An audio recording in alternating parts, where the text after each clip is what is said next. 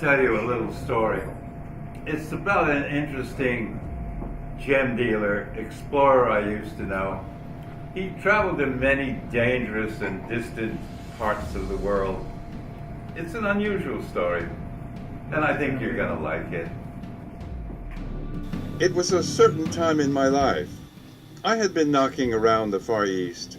I am not at liberty to say what I was doing. Those were the good old days. One met a lot of scalawags in the hangouts between Saigon, Bangkok, Bombay, and Kabul. One didn't ask too many questions. You might get your head bashed in. One of the eccentric types I came across was an American. He was a gem hunter, he said. Gary Bowersox. Odd name. It was up in the northwest frontier of Pakistan, not far from the Khyber Pass. You know, where the Brits and the Russians played the great game in the 1800s for control of Afghanistan. Rugged country. I met him in the dining room at Dean's Hotel. Or was it Green's? I forget now. Shabby place. So probably Green's. It was in Peshawar, the spy capital of Asia at that time. This was during the Soviet shoot-up. Actually, I had spotted him in the Namak Mandi Bazaar that morning. He was haggling for stones, rubies, emeralds, kunzite, lapis. He was a big man, maybe 230 pounds, heavily bearded, and disguised in the local Pakistani flowing garb. His tennis shoes gave him away. Out of curiosity, I followed him around until he slipped out through the maze of salt and rubber stalls. He walked like the big Midwestern American that he was, it turned out. I learned later he was from Kalamazoo, Michigan. What could be more Midwestern? That evening at supper at Green's, I noticed that he was dining alone, so I leaned over to his table. "Did you make a deal in the bazaar today?" I asked. The big man looked up from his goat soup. He didn't miss a beat. "Yes and no," he grumbled, not unfriendly. "Hard bargaining, these Afghans," I suggested. He winked. "You could say that." So that was the beginning of our long, if erratic, friendship, to be separated sometimes by years and numerous cities. One time I actually visited him in Honolulu, where he had a gem store. We had drinks outside the Royal Hawaiian Hotel by the beach, and he told me more about himself. He had been born in 1940. He had gotten a Bachelor of Business Administration from Western Michigan University. On graduation, he had the travel bug. With money he had saved from work, he took time out and circled the world on a meager budget. This was 1962. Before all the hippies and the backpackers. But now his eyes were wide open. He was no longer an insulated kid from Kalamazoo. Then he went into the Army. Having done ROTC, Gary was soon a captain and became Chief of Operations in the Army Audit Agency, Pacific. He was in Vietnam during the war, which included duties in the back areas of Taiwan, Okinawa, South Korea, Japan, and Thailand. He had even been selected one of the Outstanding Men of America in 1969 while he was in Vietnam. Gary soon knew that he liked Asia and travel. He had gotten out of the Army and was looking for a business to purchase. He and his partner concluded there was more profit to be had in gems than anything else.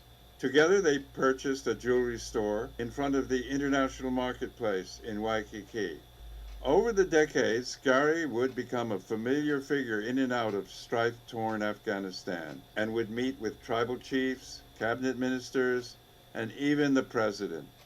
He was not only into gems, though, for profit. Gary had a strong humanitarian side, I learned. He passed out school supplies and eyeglasses to tribal people in the remote mountains.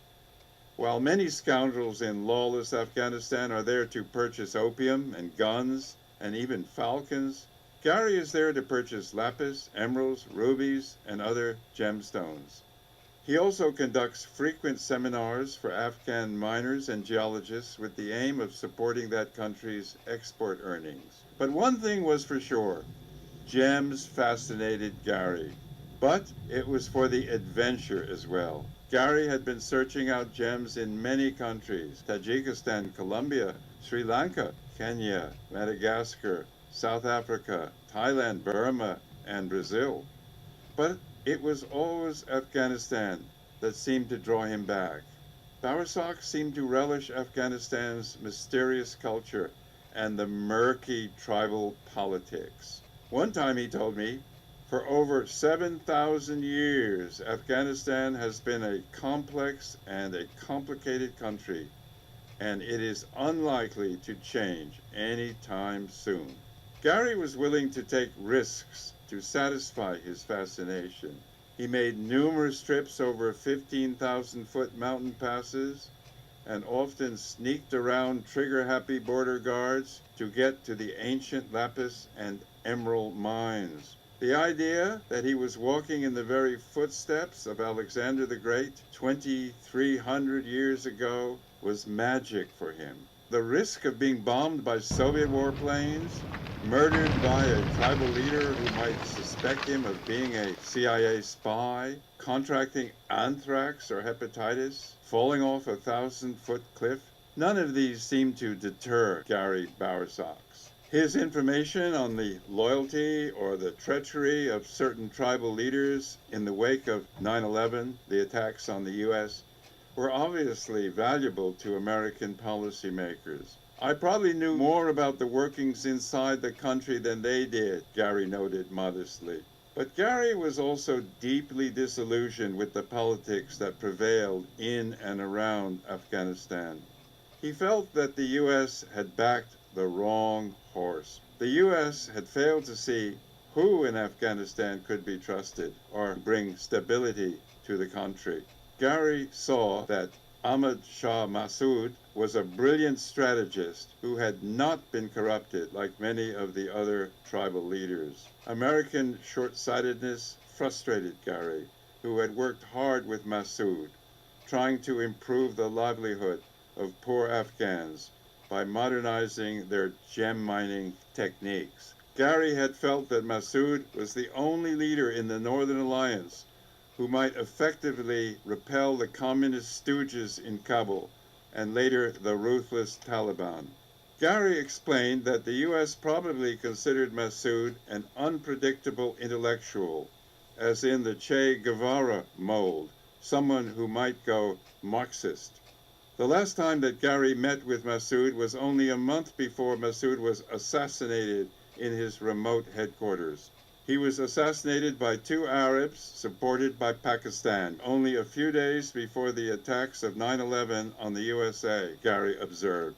Gary had once even encountered Osama bin Laden in Peshawar, Pakistan. I was quite impressed with his height, his looks, his Arabic white clothing, and his headdress, said Gary. But he turned out to be a crazed religious zealot. Gary's willingness to take incredible risks was inspired by more than the treasure sought by Genghis Khan many centuries ago. Gems have an almost supernatural quality, claims Gary. He is suggesting that gems embody a mysticism that is perhaps beyond our mere mortal knowing. Gary frequently expounds on their magic to audiences around the world, including to the Smithsonian, the Gemological Institute of America, many U.S. embassies and U.S. military bases, and most prestigiously, the Explorers Club in New York City. He has also appeared on Diane Sawyer's famous ABC TV morning show, CNN, and other stations, exhibiting his gems and telling incredible tales. In just a few more years, he will have been going in and out of Afghanistan for a full half-century. I love to hear Gary wax eloquent on Afghanistan, the lost Christian kingdom of Prester John, the Valley of the Blue Moon, the Silk Road, the legend of Shambhala, the Kuilal, the high peaks of the Karakorums, the Kunlun. I do wonder if Gary is still climbing those passes to his favorite Panjshir Valley, where his hero, Commander Massoud, once held sway. Or if Gary has returned to to the lost mines of Alexander the Great, mines that had supplied lapis to the pharaohs of Egypt to make funereal masks long before the time of Cleopatra. I do hope that Gary makes it over yet one more mountain pass until he finds what he is looking for. I remember one of Gary's comments. You know, he said wistfully, in Afghanistan, life requires great effort and sacrifice, and death always presses closely from the shadows. I have lost many friends and associates prematurely, and yet, the roar of a passing motor launch ferrying tourists out to dinner cruises muffled his remaining words. Hey, did you fellows hear that Gary Bowersox is on his way back here to Honolulu from Afghanistan? I haven't seen him for ages. And his wife, Kay, is going to pick him up at the airport and bring him straight here. Wow, you know, I've known Gary since 1973 when I bought some gemstones in Brazil, and I asked him to appraise them for me. Well, I was on Gary's board when he first traveled to Afghanistan some 40 years ago. Really? Huh. That's something. By Jove, what do you know? Here he comes now. Hey there. Oh, my Good to God. see you. Simon. God, what happened to you? Keith. The old son of a gun. Harry, good to see you. Have a seat. Make you Hey. home. So, Gary, you old gem explorer, what's new in Afghanistan this time? Well, it was pretty dicey, Keith. You better know who you're traveling with and where you're going, because the Taliban now have taken over about 52% of Afghanistan. Even came up with some maps Ugh. showing where they are. All these red spots that you see on these maps is Taliban area, and you'll also note that it's right next to Kabul, the capital city. And ISIS, are they there too? ISIS is right there with them. Of course, there's been some battles between ISIS and the Taliban, so they don't always get around. So it's extremely dangerous. It's a major problem. The whole thing's going to be up to the new generation over there. I don't think the old boys are going to be able to take care of the situation, and the U.S. doesn't know what they want to do yet. And the Americans, they have any plan? Nobody seems to know. It's something. No, the Afghans wish everybody'd just go home and leave them alone. Ever since Marco Polo and Genghis Khan and Alexander the Great. You got it. Just spilled it all over.